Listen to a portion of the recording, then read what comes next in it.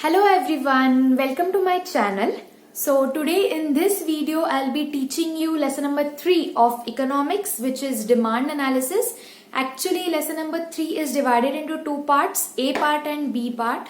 So today I'll start with A part.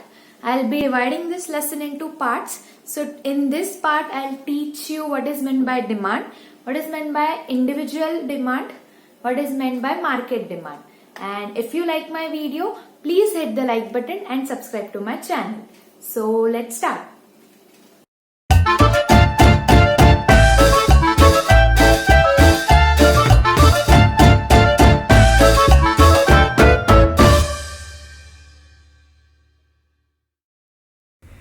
So आज आपण lesson 3rd A demand अनालिसिसला सुरुवात करूया. थर्ड लेसन हा दोन पार्ट्समध्ये डिवायडेड आहे. First demand analysis and second elasticity of demand. हे दोन्हीही इम्पॉर्टंट लेसन्स आहेत. सो यातलं काही ऑप्शनला सोडू नका, बिकॉज ह्या लेसन्सना वेटेज पण हाय आहे. म्हणून हे लेसन्स प्लीज तुम्ही खूप थरली लर्न आणि नीट समजून घ्या. फर्स्ट आपण स्टार्ट करूयात इंट्रोडक्शनने. We have already studied the concept of utility in the previous chapter.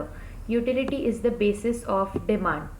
म्हणजे utility is dependent on demand. हे तुम्ही प्लीज नोट डाऊन करा. फिल इन द ब्लँक्सला विचारलं जाऊ शकतं. ओके.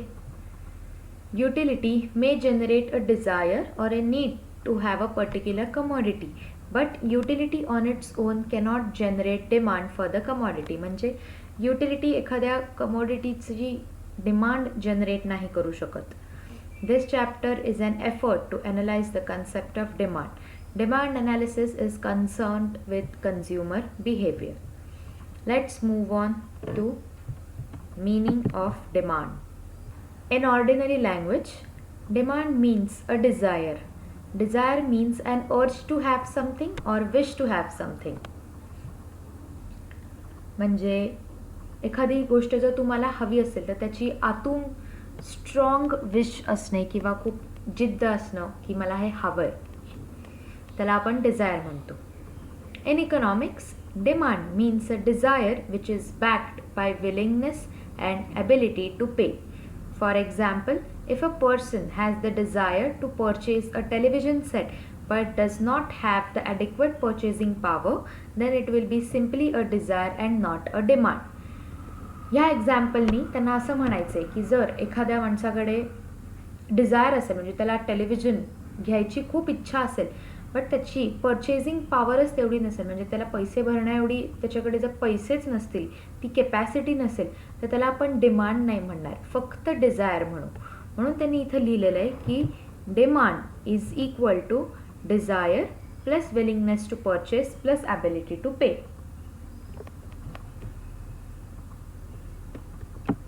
नेक्स्ट आहे definition of demand.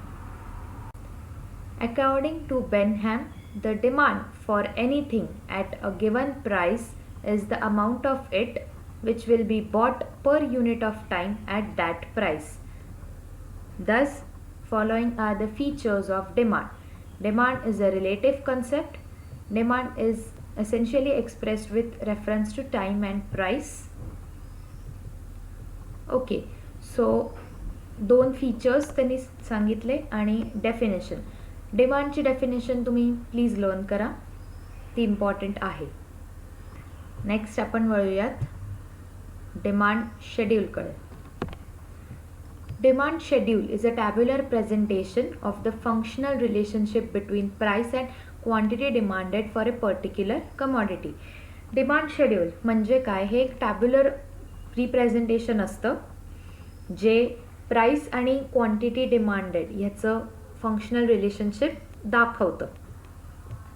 A demand schedule may be either individual demand schedule और market demand schedule. Demand शेड्यूलचे दोन टाईप्स असू शकतात. इदर ते इंडिव्हिज्युअल डिमांड शेड्यूल असू शकतं, नाही तर मार्केट डिमांड शेड्यूल. आता ते काय आहेत कन्सेप्ट्स हे आपण जाणून घेऊयात.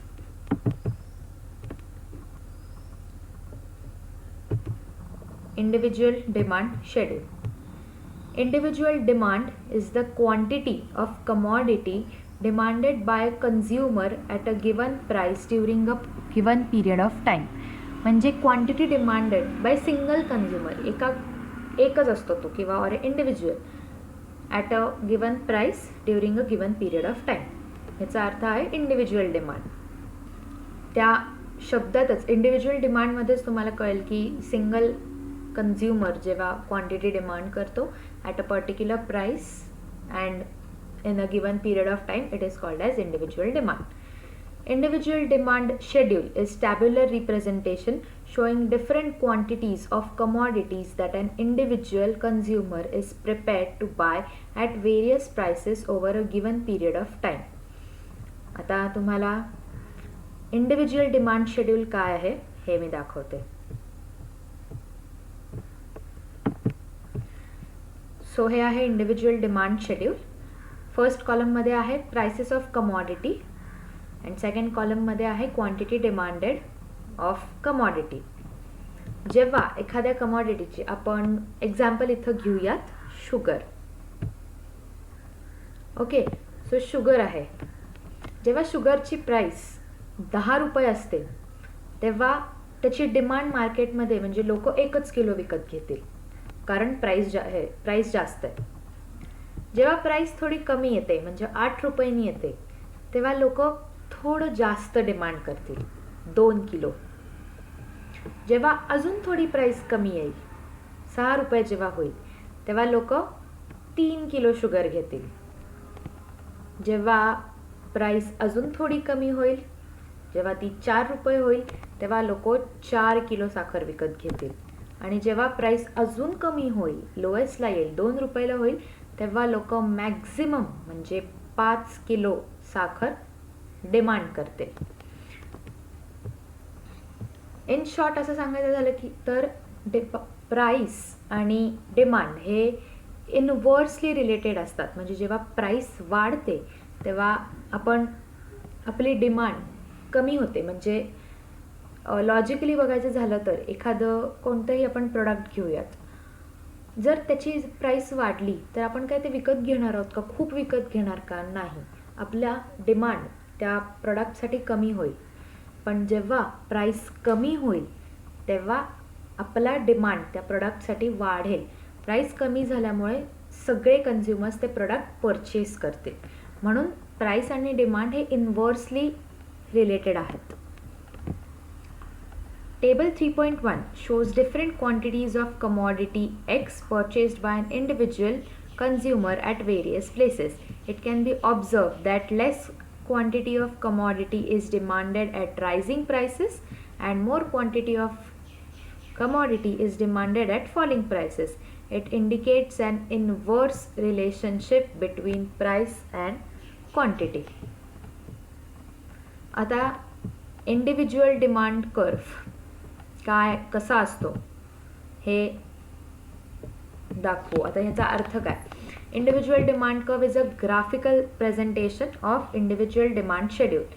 डिमांड शेड्यूल हे टॅब्युलर असतं आणि कर्व जी असते ती एक डायग्रॅम आहे, ग्राफिकल प्रेझेंटेशन आहे, म्हणजे अजून तुम्हाला क्लिअरली समजेल.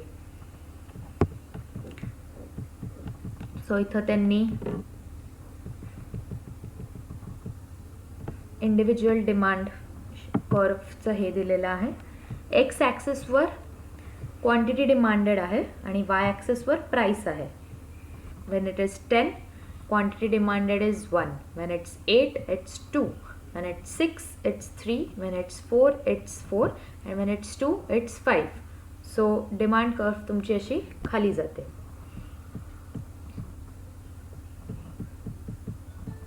In figure 3.1, x-axis represents quantity demanded and y-axis represents price of the commodity. The demand curve DD slopes downward from left to right, indicating an inverse relationship between price and quantity demanded. I hope हे clear आहे तुम्हाला. आता आपण वळूयात market डिमांडकडे. Market demand is total demand for a commodity from all the consumers at a given price during a given period of time. म्हणजे quantity demanded by all the consumers, म्हणजे सगळ्या कन्झ्युमर्सनी एकत्र येऊन जेव्हा एखादी कमॉडिटीसाठी ते डिमांड करतात at a given price during a given period of time, it is called as market demand schedule. Market demand schedule is tabular presentation showing different quantities of commodity which all consumers are prepared to buy at various prices over a given period of time. It is obtained by horizontal summation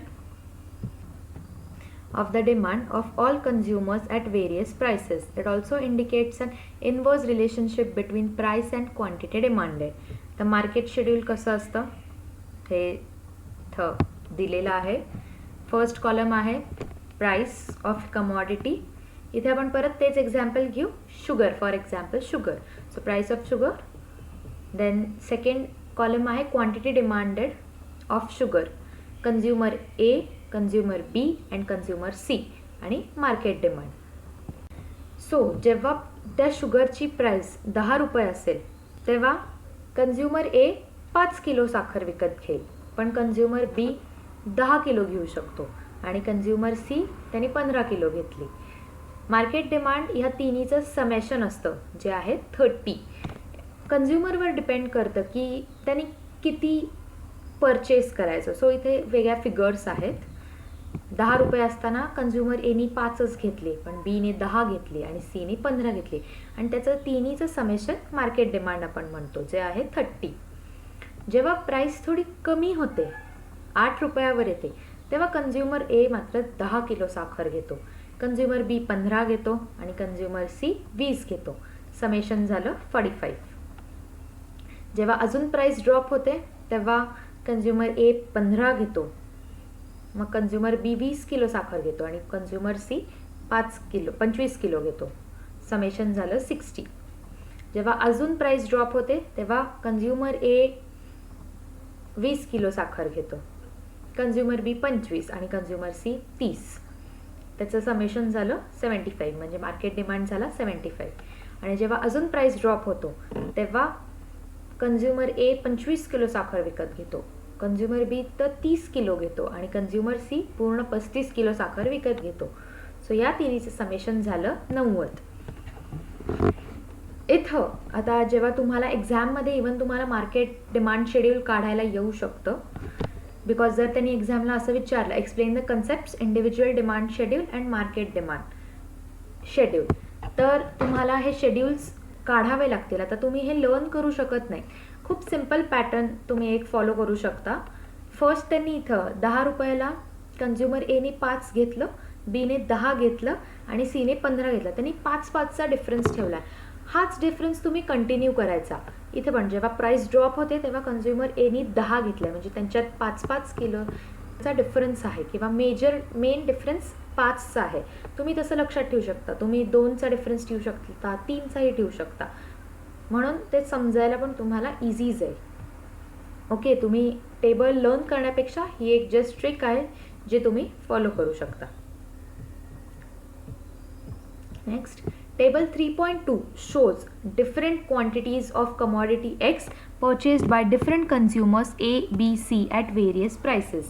It can be observed that less quantity of commodity is demanded at rising prices and more quantity of commodity is demanded at falling prices. Thus, there is an inverse relationship between price and quantity demanded. तेच झालं, म्हणजे जेव्हा price वाढते तेव्हा quantity demanded हा decrease करतो, कमी होतो, पण जेव्हा प्राइस कमी होते तेव्हा क्वांटिटी डिमांडेड वाढते की इन्क्रीज होते. हेच प्राइस आणि क्वांटिटी डिमांड ह्यात किंवा डिमांडमध्ये एक इनवर्स रिलेशनशिप आहे.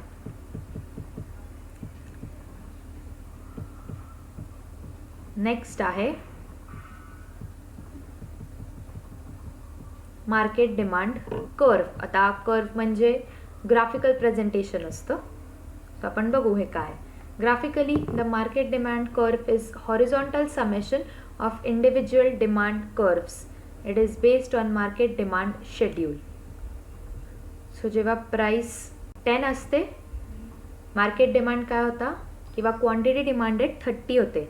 आता तुम्हाला ते ग्राफवर कसं तिथं त्यांनी मध्ये दिलेली आहे लाईन, ती कशी हे तुम्हाला आय गेस नीट माहीत असेल कसं करायचं. अगदीच जर तुम्हाला अडत असेल तर तुम्ही मला विचारा, मी तुम्हाला कसं ग्राफवर ड्रॉ करायचं हेही समजवेन. जेव्हा प्राईस कमी होते 8वर येते तेव्हा क्वांटिटी डिमांडेड आहे 45. जेव्हा प्राईस अजून कमी 6वर येते तेव्हा क्वांटिटी डिमांडेड आहे 60. प्राईस 4वर येते देन इट्स 75. आणि जेव्हा प्राईस 2वर येते देन इट्स 90. आणि इथं DD is demand market demand curve which slopes from downward from left to right. In figure 3.3, x-axis represents market demand and y-axis represents the price of the commodity.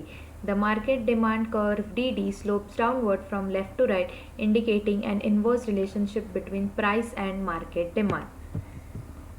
Figures काढणं तुमच्यासाठी खूप अवघड नसणार, because तुम्ही जे शेड्यूलमध्ये लिहिलेले आहे तेच तुम्हाला एका ग्राफ पेपरवर प्रेझेंट करायचं आहे. सो ते दिसताना थोडं अवघड वाटत असेल, बट ॲक्च्युली फिगर्स खूप इझी आहेत. सो हे होतं individual demand and market demand. ह्यात मी तुम्हाला समजावलं आहे त्याचे मिनिंग काय आहे, शेड्यूलच कसं असतं आणि डायग्रॅम कशा काढायच्या. आय होप तुम्हाला हे समजलं असेल. माझ्या नेक्स्ट व्हिडिओमध्ये आपण टाईप्स ऑफ डिमांड हे काय आहेत हे समजून घेऊयात. आणि जर तुम्हाला आत्ता मी जे तुम्हाला समजवलं त्यात काहीही डाऊट्स असतील तर प्लीज मला कमेंट सेक्शनमध्ये तुमचे जे डाऊट्स असतील ते लिहून पाठवा, मी ते नक्की आन्सर करेन. So till then bye.